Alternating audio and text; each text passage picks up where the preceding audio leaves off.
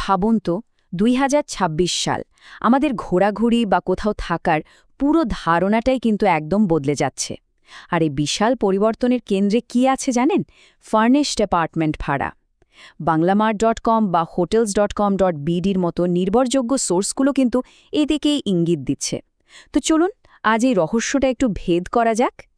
প্রশ্নটা আসতেই পারে, তাই না, যে ২০২৬ সালে বাসা ভাড়ার ব্যাপারটা হঠাৎ করে এত আলাদা কেন হবে? আসলে এর পেছনের কারণটা আমাদের জীবনযাত্রার মধ্যেই লুকিয়ে আছে। এখন অনেকেই তো রিমোটলি কাজ করছে, আমাদের ভ্রমণের ধরনও পাল্টে গেছে, তাই পুরনো দিনের সেই হিসাব নিকাশ আর একদমই কাজ করছে না। আর এই কারণেই আমাদের এখন ভাড়ার নতুন নিয়মগুলো বুঝতে হবে। মানে যুগ যখন বদলেছে, তখন তো একটা ভালো থাকার জায়গা খুঁজে বের করার কৌশলও বদলাতে হবে, তাই না? দেখুন, পৃথিবীটাই তো বদলে গেছে, আর তার সাথে আমাদের থাকার জায়গা খোঁজার পদ্ধতিও। এখনকার নিউ নরমাল কি? ফ্লেক্সিবিলিটি আর লম্বা সময়ের জন্য থাকা। মানুষ এখন আর ২-১ দিনের জন্য কোথাও যায় না। কারণটা খুব সহজ, আধুনিক কাজের ধরন আর আমাদের লাইফস্টাইল। অনেকেই এখন অন্য একটা শহরে গিয়ে কিছুদিন থেকে কাজ করতে চায়, ঘুরতেও চায়। আর এই নতুন ট্রেন্ডের একদম সেন্টারে আছে বলতে পারেন সারপ্রাইজ হিরো হল ২ বেডরুমের অ্যাপার্টমেন্টগুলো। ভাবছেন, কেন ২টো বেডরুম? এর এত চাহিদা কেন হঠাৎ করে? চলুন এই ব্যাপারটা একটু খতিয়ে দেখা যাক। ব্যাপারটা তো আসলে খুব ইন্টারেস্টিং। ২ বেডরুমের সবচেয়ে বড় সুবিধা হলো এটা শুধু একটা বাড়তি ঘর না, এটা একটা মাল্টিপারপাস স্পেস। ধরুন, একটা ঘর আপনার বেডরুম আর অন্যটা ওটা হয়ে যেতে পারে আপনার হোম অফিস, কিংবা হঠাৎ কোনো গেস্ট চলে আসলে তাদের থাকার জায়গা।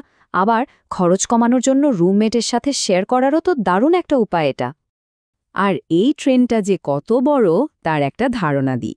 সংখ্যাটা শুনলে অবাক হবেন, $১২০ বিলিয়ন। হ্যাঁ, ঠিকই শুনছেন। ধারণা করা হচ্ছে ২০২৬ সালের মধ্যে বিশ্বব্যাপী ভেকেশন রেন্টাল মার্কেটটা এই বিশাল অঙ্কে পৌঁছাবে।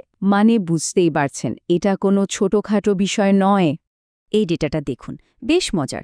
২০২৬ সালের বুকিংগুলোর দিকে তাকালে দেখা যাচ্ছে ৫৪%, মানে অর্ধেকেরও বেশি বুকিং হচ্ছে লম্বা সময়ের জন্য, মানে ৭ রাত বা তারও বেশি। তার মানে কি দাঁড়ালো?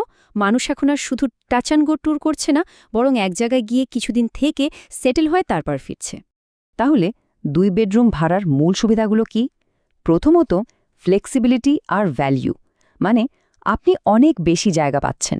লম্বা সময় থাকার জন্য আরাম তো বটেই, আর যদি কারোর সাথে খরচ ভাগ করে নেন তাহলে তো সোনায় সোহাগা। আধুনিক প্রয়োজন মেটানোর জন্য এটা আসলেই একটা দারুণ প্যাকেজ। তো এবার আসা যাক সেই $1,000,000 প্রশ্নে। অ্যাপার্টমেন্ট বনাম হোটেল, একদম মুখোমুখি লড়াই, কোনটা আপনার জন্য সেরা? চলুন এইবার এই দুটো অপশনের একটা তুলনামূলক বিশ্লেষণ করা যাক। সিদ্ধান্তে নেওয়ার আগে নিজেকে একটা প্রশ্ন করতে হবে, আপনার অগ্রাধিকার কোনটি? আপনার কি ২৪ ঘন্টা সার্ভিস আর হাতের কাছে সব সুবিধা দরকার, নাকি আপনার কাছে নিজের মতো থাকার জন্য একটু বেশি জায়গা আর ভ্যালু ফর মানি বেশি গুরুত্বপূর্ণ? এই দুটো দিকের ওপরে কিন্তু পুরো ব্যাপারটা নির্ভর করছে। এই ছবিটা দেখলেই পার্থক্যটা একদম পরিষ্কার হয়ে যাবে। একদিকে দেখুন, হোটেলে আপনি পাচ্ছেন ২৪ ঘন্টা রিসেপশন, ডেইলি ক্লিনিং, রেস্টুরেন্টের মতো সব সার্ভিস। অন্যদিকে একটা অ্যাপার্টমেন্ট আপনি কি পাচ্ছেন? একটা আস্ত রান্নাঘর, লিভিং রুম, মানে অনেক বেশি জায়গা, অনেকটা নিজের বাড়ির মতো অনুভূতি, আর খরচটাও তুলনামূলকভাবে কম। শেষ পর্যন্ত সিদ্ধান্তটা কিন্তু পুরোটাই আপনার প্রয়োজনের ওপর। আচ্ছা, এতক্ষণ তো আমরা জানলাম কেন ২ বেডরুমের অ্যাপার্টমেন্ট এত জনপ্রিয়। এবার চলুন একটু প্র্যাকটিক্যাল কথায় আসি। কিভাবে খুঁজে পাবেন আপনার স্বপ্নের সেই থাকার জায়গাটা? চলুন এর জন্য একটা সহজ গাইড দেখে নেওয়া যাক। একটা ভালো বাসা খুঁজে পেতে এই ৫টা ধাপ কিন্তু ম্যাজিকের মতো কাজ করে। প্রথমত, একটু আগে আগে শুরু করুন, মানে অন্তত ৬ থেকে ৮ সপ্তাহ আগে। দ্বিতীয়ত, অনলাইন প্ল্যাটফর্মে স্মার্ট ফিল্টার ব্যবহার করুন। তৃতীয়ত, আপনার কোনটা প্রয়োজন আর কোনটা শুধু ইচ্ছা সেটা আলাদা করুন। চতুর্থত, সুযোগ থাকলে ভার্চুয়ালি বা সরাসরি জায়গাটা দেখে নিন। আর সবশেষে, পছন্দ হয়ে গেলে আবেদন করতে এক মুহূর্ত দেরি করবেন না, কারণ ভালো জিনিস বেশিক্ষণ থাকে না। আর হ্যাঁ, চুক্তি করার আগে এই চেক লিস্টটা একবার মিলিয়ে নিতে ভুলবেন না। যেমন রুমমেটের সাথে বোঝাপড়াটা কেমন হবে, জিনিসপত্র রাখার জন্য যথেষ্ট জায়গা আছে কি, ভাড়ার মধ্যে ঠিক কি কি অন্তর্ভুক্ত, এলাকাটা কি নিরাপদ, আর সবচেয়ে জরুরি, বিশেষ করে যারা কাজ করবেন তাদের জন্য ওয়াইফাই স্পিড কেমন। এই ছোট ছোট ব্যাপারগুলোই কিন্তু আপনার থাকার অভিজ্ঞতা ভালো বা খারাপ করে দিতে পারে। তো আমরা প্রায় আলোচনার শেষের দিকে চলে এসেছি। চলুন এবার একটু ভবিষ্যতের দিকে তাকানো যাক। সামনে কি আসছে?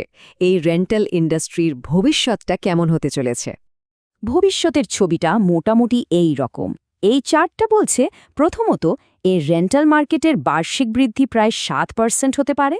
দ্বিতীয়ত, বড় জায়গার মানে 2 বা তার বেশি বেডরুমের অ্যাপার্টমেন্টের চাহিদা অনেক বাড়বে। আর তৃতীয়ত, বড় শহরগুলোতে ভালো একটা জায়গা খুঁজে পাওয়াটা আরও বেশি প্রতিযোগিতামূলক হয়ে উঠবে। এই কথাটা আমার খুব ভালো লেগেছে। একটি ভাড়া বাসা শুধু একটি অস্থায়ী ঠিকানা নয়, এটি আপনার বাড়ি, যদিও তা অল্প কিছু দিনের জন্য হয়। আসলেই তো তাই, জায়গাটা অস্থায়ী হলেও অনুভূতিটা তো বাড়ির মতোই। তাই এই সিদ্ধান্তটা নেওয়ার সময় একটু ভেবেচিন্তে নেওয়াই ভালো। তাহলে শেষ প্রশ্নটা আপনাদের জন্যই রইল। আপনার পরবর্তী বাড়িটা দেখতে কেমন হবে? হোটেল নাকি একটা খোলামেলা অ্যাপার্টমেন্ট?